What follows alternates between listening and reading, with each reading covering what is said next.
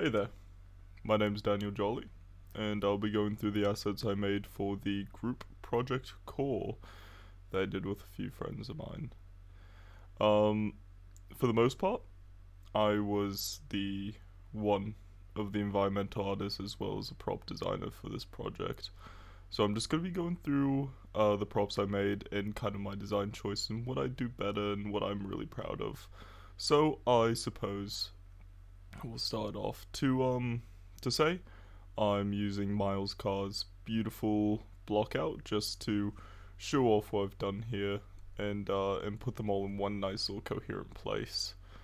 For this project, we took a lot of inspiration from Half-Life and Portal, Valve games in particular, while keeping a sort of ran down industrial vibe. So made sure to keep everything nice and square, metallic, rusty, keeping pipes everywhere for different reasons, which we'll go into as we continue on. So let's start it off. So first thing I made was this little doodad right here, which is a just a device for the player to pick up that provides different powers. The player needs to move objects and blocks around, and each one of these that they collect, they gain a new ability that pertains to that moving and blocks. It's a simple little plug-in device with little dongles at the back there and a wire on top. That wire, well, not textured right now, has obviously a different material and can have different materials placed onto it to signal which one it is because there's a few of them in the map. Moving on from there, we're going to go in chronological order. So we'll be going from what I worked on first to last. Next, we needed doors for the game, so that's what I worked on next. It's a simple door frame. It should fit in with 90% of the doors in the game, and it's fairly movable and scalable in case, maybe it doesn't fit something exactly right. I have the warning signals that you see all over, construction sites, as well as pipes, showing that maybe it gets its power through those pipes. The game takes place within a volcano. It's a underground facility within a volcano, I should say.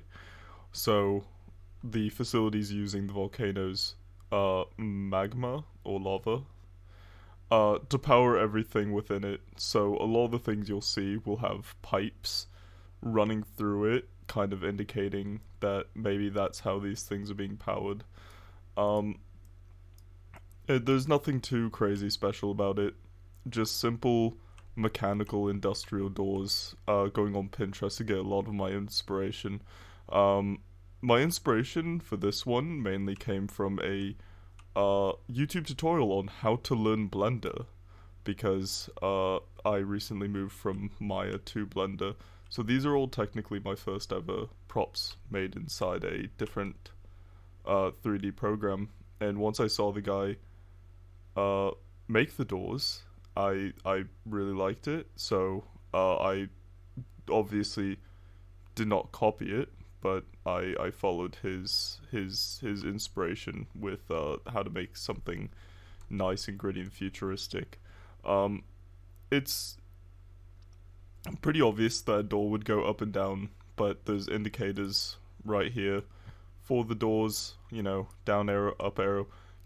Thinking about real life and making sure that if it was real life, usually these things would have signs, especially in a scientific facility like that. There's two versions of the door. There's one with a blue light and one with a red light. There's locked doors in the game, so want to make sure that the player can know at first glance which doors will open, which doors won't. Um, and overall, I'm very happy with it. All scratchy. So I guess we'll move on to the next thing. Next, obviously that power we were talking about. I wanted to indicate and make something to show that power is reaching certain objects. So I've made some simple pipes. There's nothing too crazy about them. They're just a sort of goldish material, kind of mostly because when I think of this sort of color, I think of heat resistance. I don't know what really tells me that, but maybe it's the warm color. But it tells me that these are probably heat resistant. And then some rusty handles that guide the pipes through the level. That's really about it with those. Obviously, everything's world orientation is placed correctly. The only one that isn't is the top door because it's supposed to be moved with the bottom door as well, so its orientation's placed low. And the same goes for these. All their orientation is right next to each other, so it should be easy to just grab these, copy and paste, and move them about. So we'll move on to the next one with that. Next thing I worked on is the power cube. Now, there's a lot of things I love and a lot of things I don't love, so we'll go through that together. The first thing I extremely love about this is the lights on it. It with the reflective material on the bottom, they look a lot cleaner than everything else in the shop because they're supposed to be battery packs. People probably treat them with a lot more care than everything else, so you'll see that the wear and tear on them isn't as severe, and you can see that the galvanized iron on it is nice and clean.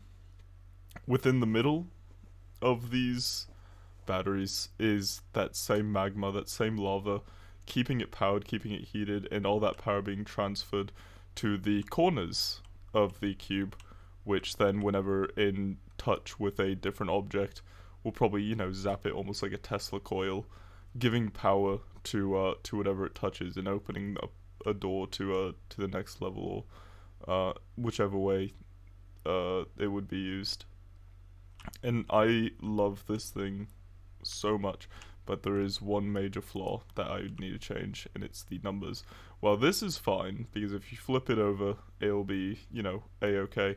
If we move this, aha, the numbers are all mirrored. This is one texture for the numbers. There's two textures on this, one for the box, one for the signs, and I opted to use one texture for the signs. So obviously, as it moves around, the numbers get reversed, which isn't very good, and that becomes an issue when it comes to the 6 and the 9 power cubes, because those were the numbers we opted to use as puzzle pieces. So obviously 9 and then 6, but if we move this over, just does not look right, and this one can get confusing as well. So small little issue, but overall not the worst thing in the world. Again, very fun, very nice. Now the rest of the cubes, which you'll see there's two more in the scene, are all made from this first base. Actually, that's not true.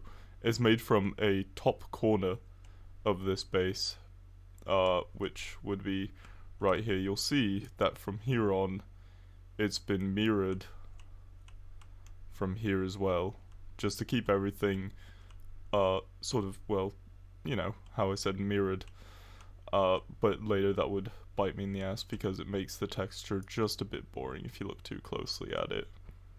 But let's talk about this. This is a weighted cube. The player would use this to activate pressure plates, which we'll talk about later, and I wanted to add a bit of gravitas to this. I wanted it not to just be a heavy cube, I wanted it to have a reason to look heavy without looking extremely heavy. So I opted to take the middle or the outside of the power cube, add some piping for whatever reason. I'd like to think that it's keeping it centered and balanced, and then having a floating cube in the middle with some rusty handles and magnetic signs. And I like to think that the magnetic field that the thing is producing is keeping it extremely heavy. Something that should only be a ton is maybe 1,000 tons. It would take a whole entire crane to move this thing around. So you could see that because of how heavy it is, it needs these sort of hook-on latches, these sort of handles that you could see here. Let's move these down a bit. There we go. Move down, these sort of handles so people could actually get a good grip and actually be able to move this. And that's all it is for this one. These aren't treated with as much care of the power cubes, so the corners are just ragged, rough, destroyed, broken. And that's that. We'll move on to the last cube, and this one there's not a huge amount to say about. It's simply the outer edge of the weighted cube, but simply painted white. The technical designer needed a cube to be thrown that the player could throw around like a rag doll, and it was as simple as just removing the middle cube and then painting it white. There's not much thought process between painting it white. It's just because white is a light color. Light can also not mean heavy. I know. It's very extraordinary of me. The good thing about this as well is it could also be painted yellow with the original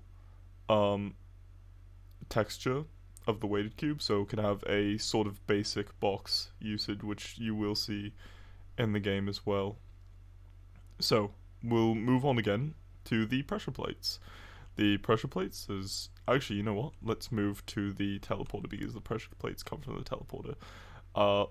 Simply wanted to make it keep that industrial look, but keep it sort of futuristic now, since we're getting into things that may not be in the real world. Cubes are in the real world, but teleporters really aren't. So there's a sign indicator on which way to stand, and there's warning signals all over it. And while that's all well and good, I wanted to indicate that the player that this was a teleporter. So whenever I think of futuristic teleporting, I think of purple, and I wanted to add a little bit of comedy to it. So it's said that this teleporter works most of the time. Just don't think about what happens when it doesn't. So you could see some glowing footprints and some ash on the floor, and it just kind of gives you a little bit of an idea of what happens when the teleporter isn't used properly. So that's my little bit of fun. Now for this one, it's the same model, just moved around a bit. So I cut the top of these off, and I lowered these down, and then I almost sprouted a mushroom from this. And it works, it definitely works. There's a few things I'd do differently with it. For example, I'd add more edge loops. You can very clearly see a low poly model from that. So I'm not very, very happy with that part. But overall, it does its job, and it looks like a pressure plate. You can see it. I think the green glow and the red glow next to the sort of jut outs there give a very, very nice look. And they serve the purpose. They're designed to have two textures, one being the base and then one being the color. When a object that's supposed to be placed on it, it turns green and gives off a nice green glow. And when it isn't, it's a red glow. It gives really nice player feedback and is within the game. It's very satisfying to look at, if I don't say myself. And now we'll move on to my magnum opus. So to say, one of my favorite things I've made, which is funny because it is just this. It's just a plank. A simple plank used to cross a gap, or just a gap. It's just supposed to be climbed upon.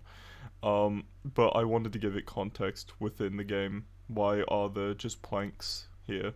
Well, thinking that the facility is breaking down, it's maybe crumbling a bit, I opted to think that maybe the ceiling is falling. So you looking at the back of this, which I've also used as wall panels, I think it does a very good job of it. You can see that there's a grate, and then there's piping within, kind of how you'd find it within a real building. And then these metal panels were just would be just on the ceiling, keeping everything else protected.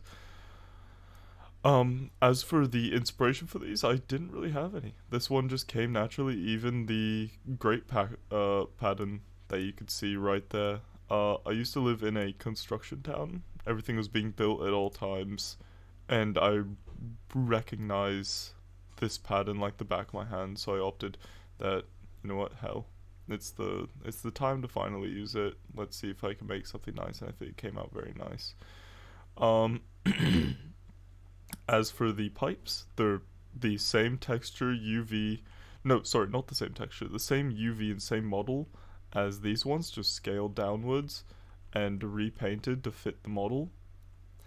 Um, and I think they look very nice. Getting everything nice and organized, trying to keep everything centered so it looks natural, and it's done a very good job of that. Now, as for the paneling, we'll talk about what I'm really proud of. What I'm extremely proud of are these boot prints. I imported a alpha, or I made an alpha myself, and I imported the Substance Painter, and I just clapped it on there because I wanted to, just like the teleporter, give the player some feedback and kind of, at first glance, let them know that, oh, if there's footprints on this, maybe I could walk on this.